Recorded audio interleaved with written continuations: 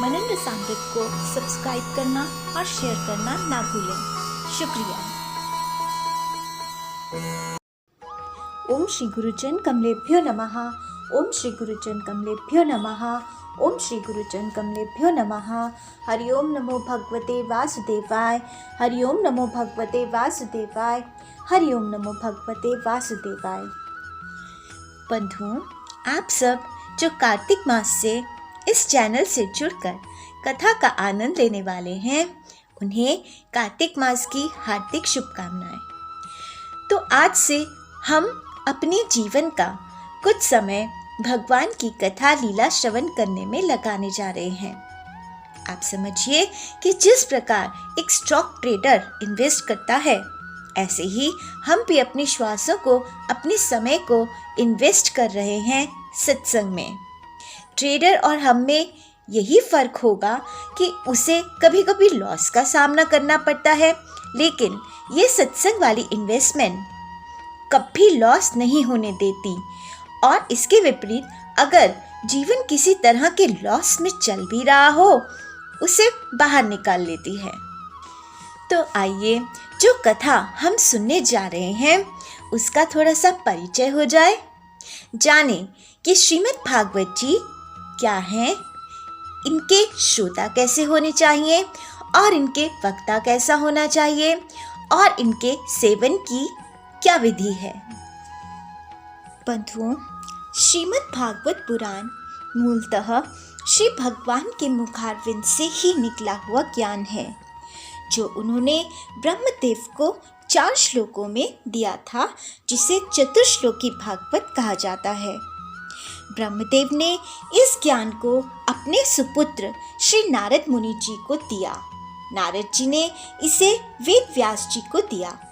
वेद व्यास जी का नाम कृष्ण द्वापायन है, लेकिन क्योंकि जब इन्होंने धर्म का ह्रास होते देखा, इन्होंने वेदों के व्यास अर्थात विभाग कर दिए, ताकि सब ही को वेद का ज्ञान प्राप्त हो और लोग धर्मशील बने। तब से यह वेद व्यास कहलाए। इसी प्रकार नारद जी से चतुश्लोकी भागवत सुनकर वेद व्यास जी ने 18,000 रसमय श्लोकों में इसका विस्तार किया और अपने पुत्र सुखदेव जी को इसका उपदेश कराया। सुखदेव जी ने परीक्षित जी को भागवत सुनाई। जब सुखदेव जी परीक्षित जी को भागवत उपदेश करा रहे थे, तो वहां उपस्थित असंख्य मुनियों में श्री सूत जी भी थे। यहाँ जो हम भागवत कथा सुनेंगे, वो वार्ता सूत जी और शौनक आदि ऋषि मुनियों के बीच में है, और सूत जी श्री सुखदेव जी और परीक्षित जी के बीच हुई वार्ता को ही कथा रूप में सुना रहे हैं। श्रीमद् भागवत जी में 11 स्कंद हैं और 18,000 रसमय श्लोक हैं, जिनमें भक्ति मार्ग तो मानो सोपांग ही है। प्रत्येक श्लोक बिहारी जी के प्रेम से सुगंधित है। माना जाता है कि यदि किसी पेड़ पर लगे हुए फल को तोता चोंच मारते तो वह फल मिठास से भर जाता है। उसी प्रकार भागवत निगम कल्पतरु का स्वयं फल माना जाता है, और श्री सुखदेव जी ने इसे अपनी वाणी से संयुक्त कर इसे और अमृतमय बना दिया है। भागवत जी में ही कहा गया है, सर्व वेदांतरम ही श्री भागवतम मिष्यते तत्र सामृतृप्तस्य न अन्यत्र स्यादृति क्वचित। अर्थात श्रीमद् भागवत सर्व वेदांत का सार है। उस रसामृत के पान से जो तृप्त हो गया है, उसे फिर किसी अन्य जगह की रति नहीं रहती। श्रीमद् भागवत जी का महात्म्य बताते हुए श्री उद्धव जी रुक्मिणी आदि रानियों से कहते हैं कि जहाँ श्रीमद् भागवत के एक या आधे श्लोक का भी पाठ होता है, सांवरे राधिका और गोपियों के साथ वहाँ विद्यमान होते हैं। अनेकों जन्मों की साधना करते करते जब मनुष्य पूर्ण सिद्ध होता है, तब उसे श्रीमद् भागवत की प्राप्ति होती है। भागवत से भगवान का प्रकाश मिलता है। तो हम सब जो निरंतर भागवत जी में मन को रमाए रखते हैं, हम सब पर सांवरे की अति कृपा है। भागवत जी में कहा गया है कि 2 प्रकार के लोग होते हैं, एक कृष्ण को चाहने वाले और दूसरे धन को चाहने वाले।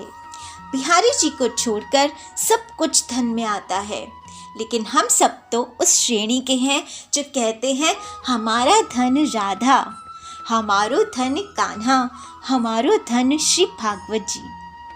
श्री नरसिंह जी बड़ा ही सुंदर कहते हैं कि पूंजी गोपी चंदन मेरो, तुलसी सोनेरो हार, तुलसी सोनेरो हार। साचा गहना सांवरा, साचा गहना सांवरा, मारी दौलत छे, मारी दौलत छे छांझ खड़े ताल रे, सांवरा गिरधारी। तो इस प्रकार वैष्णव जनों की यह परमहंस संहिता है।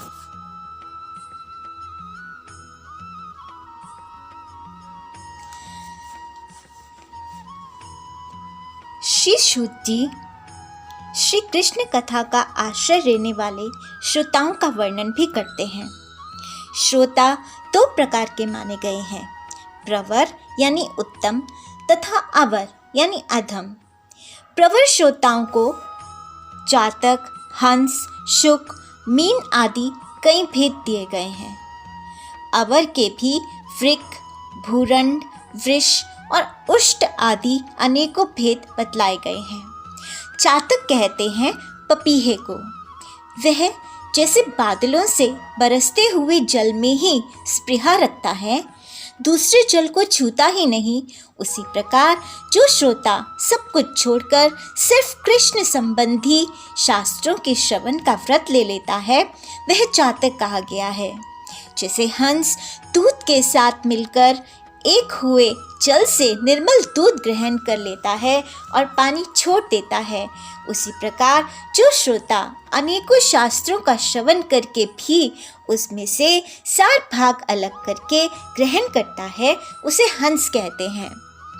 जिस प्रकार भली भांति पढ़ाया हुआ तोता अपनी मधुर वाणी से शिक्षक की तथा पास आने वाले दूसरे लोगों को भी प्रसन्नता देता है, उसी प्रकार जो श्रोता कथावाचक व्यास के मुंह से उपदेश सुनकर उसे सुंदर और परिमित वाणी में पुनः सुना देता है और व्यास एवं अन्य श्रोताओं को अत्यंत आनंदित करता है, वह शुक कहलाता है। जैसे क्षीर सागर में मछली मौन रहकर अपलक आंखों से देखती हुई सदा दुग्ध पान करती रहती है, उसी प्रकार जो कथा सुनते समय निर्निमेष नयनों से देखता हुआ मुंह से कभी एक शब्द भी नहीं निकालता और निरंतर कथा रस का ही आस्वादन करता रहता है, वह प्रेमी श्रोता मीन कहा गया है। ये प्रवर अर्थात उत्तम श्रोताओं के भेद बताए गए हैं। अब अवर यानी अधम श्रोता बताए जाते हैं। विक्र कहते हैं भेड़िए को। जैसे भेड़िया वन के भीतर वेणु की मीठी आवाज सुनने लगे हुए मृगों को डराने वाली भयानक गर्जना करता है, वैसे ही जो मूर्ख कथा श्रवण के समय रसिक श्रोताओं को उद्विग्न करता हुआ बीच बीच में जोर जोर से बोल उठता है, वह वृक कहलाता है। हिमालय के शिखर पर एक भुरुंड जाति का पक्षी होता है। वह किसी के शिक्षाप्रद वाक्य सुनकर वैसा ही बोला करता है, किंतु स्वयं उससे लाभ नहीं उठाता। इसी प्रकार जो उपदेश की बात सुनकर उसे दूसरों को तो सिखाए पर स्वयं आचरण में ना लाए, ऐसे श्रोता को भुरुंड कहते हैं। वृष कहते हैं बैल को उसके सामने मीठे मीठे अंगूर हो या कड़वी खली, दोनों को वह एक सा ही मानकर खाता है। उसी प्रकार जो सुनी हुई सभी बातें ग्रहण करता है, पर सार और असार वस्तु का विचार करने में उसकी बुद्धि अंधी असमर्थ होती है, ऐसा श्रोता वृष कहलाता है। जिस प्रकार ऊंट माधुर्य गुण से युक्त आम को भी छोड़कर केवल नीम की ही पत्ती चबाता है, उसी प्रकार जो भगवान की मधुर कथा को छोड़कर उसके विपरीत संसारी बातों में रमता है, उसे ऊंट कहते हैं। ये कुछ थोड़े से भेद यहाँ बताए गए। इनके अतिरिक्त भी प्रवर अवर दोनों प्रकार के श्रोताओं की भ्रमर और गदाह आदि बहुत से भेद हैं। इन सब भेदों को उन श्रोताओं के स्वाभाविक आचार व्यवहार से परखना चाहिए, जो वक्ता के सामने उन्हें विधिवत प्रणाम करके बैठे और अन्य संसारी बातों को छोड़कर केवल श्री भगवान की लीला कथाओं का ही रसपान करे, समझने में अत्यंत कुशल हो, नम्र हो, हाथ जोड़े रहे, शिष्य भाव से उपदेश ग्रहण करे और भीतर श्रद्धा तथा विश्वास रखे।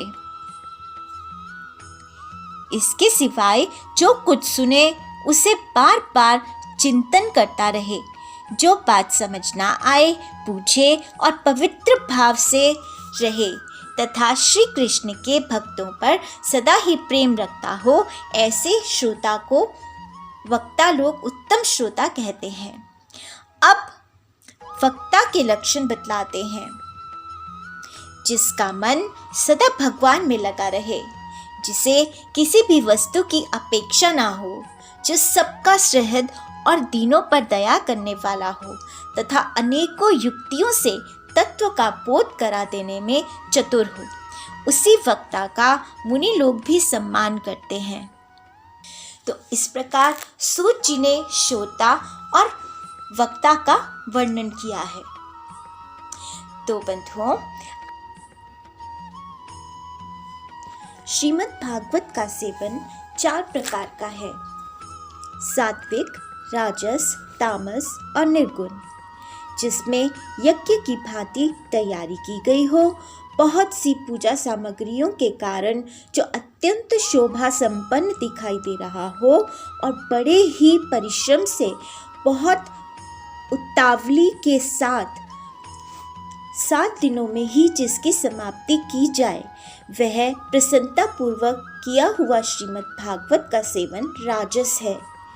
1 या 2 महीने में धीरे धीरे कथा के रस का आस्वादन करते हुए बिना परिश्रम के जो श्रवण होता है, वह पूर्ण आनंद को बढ़ाने वाला सात्विक सेवन कहलाता है। तामस सेवन वह है जो कभी भूल से छोड़ दिया जाए और याद आने पर फिर आरंभ कर दिया जाए।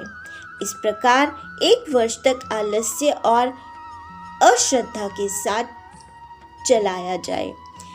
यह तामस सेवन भी ना करने की अपेक्षा अच्छा और सुखी देने वाला है।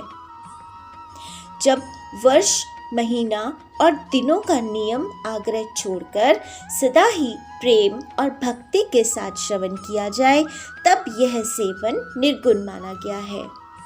राजा परीक्षित और सुखदेव जी के संवादों में भी जो भगवान का सेवन हुआ, वह निर्गुण ही बताया गया है। उसमें जो 7 दिनों की बात आती है, वह राजा की आयु के बचे हुए दिनों की संख्या के अनुसार है, सप्ताह कथा का नियम करने के लिए नहीं। भारतवर्ष के अतिरिक्त अन्य स्थानों में भी त्रिगुण, सात्विक, राजस और तामस अथवा निर्गुण सेवन अपनी रुचि के अनुसार करना चाहिए। तात्पर्य ये है कि जिस किसी भी प्रकार श्रीमद् भागवत सेवन किया जाए,